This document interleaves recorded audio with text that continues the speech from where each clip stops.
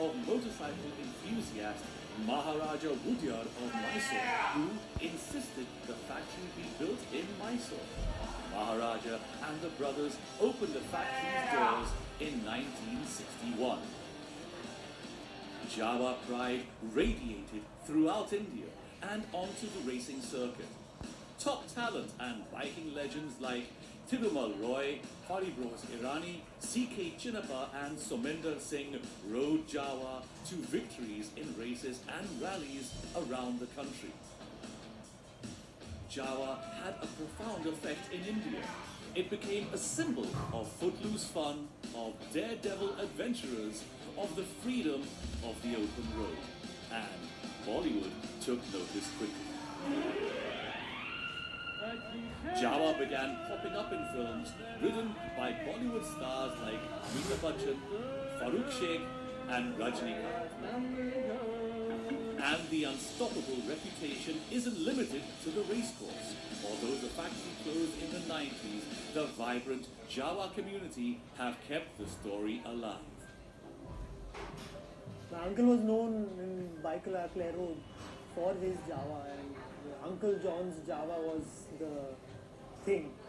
And even today, like all my dad's age people who have known Uncle John and his Jawa, like, "Arey, you have his Jawa, like, and it's still running, you still kept it." I said, yeah. So it's very nostalgic for them because they remember their younger days as well, apart from me. They're really very simple machines. Simple to ride, simple to maintain. And that is probably why they've been surviving all these years.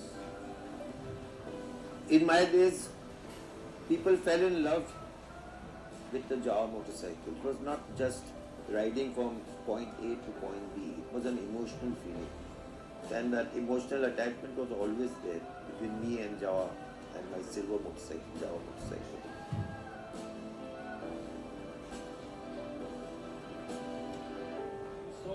So you saw the time capsule. Now let me take you to a new time capsule of how this journey started. Anand, you want to take us to that lunch or wherever you want? Once upon a time, I asked Anupam to join me for lunch. And there's a little story about why I asked him to join me for lunch to talk about bikes. So we built up a strong friendship over that. Whenever I wanted the truth, whenever I wanted no bullshit, I'd call Anupam. So I knew he was a hardcore biker. And so a couple of years ago, I called him for this infamous lunch that he talked about. And I said, look, what should Mahendra be doing? Where should we be going? And he gave a one-word answer. He said Java. And we gave John Abraham a ride, the actor. I knew John was a biker. So John was sitting next to me and I said, John, I'm thinking of looking at Java. Java, yes. What do you know about that brand? So John, at his theatrical best, paused and he said, it's like this. See, Enfield is like your skin. Java, it's in your blood, yaar. It's in your blood. And so I told Anupam. I remember that. Anupam went there, and I'll let you describe the encounter with. No, I'll take it from there, right? Let me talk. Nahi, yaar, I'll tell you what happened, right? So Anand calls up, right? So he goes and he says, hey, I'm sending Anupam across to meet up with you. So I said, great, sure. So we give a time, he calls me up. He walks into my office. Now Anand has called me up, you expect someone with a nice jacket, tie, etc. to walk in. And then, he comes in a little kurti. Like Anand said, he had his hair flowing at that point in time. Comes in a little kurti, there's a mala around his neck. And then we are chatting. And in 15 minutes, after doing all the niceties, he comes down to, listen, this is what I want to do.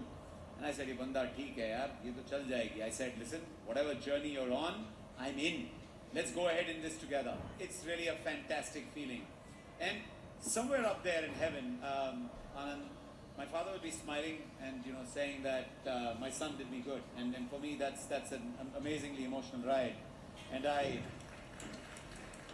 this whole journey has come about in a way which is very difficult to script it, right? But I loved Java when I was a kid. I made bikes when I was young. I worked in a bike company. I've traveled around the world, and now I'm an entrepreneur, serial entrepreneur, trying to turn around Java. So it's in my mind, it's in my heart. But am I the only one, or is somebody else around there too? So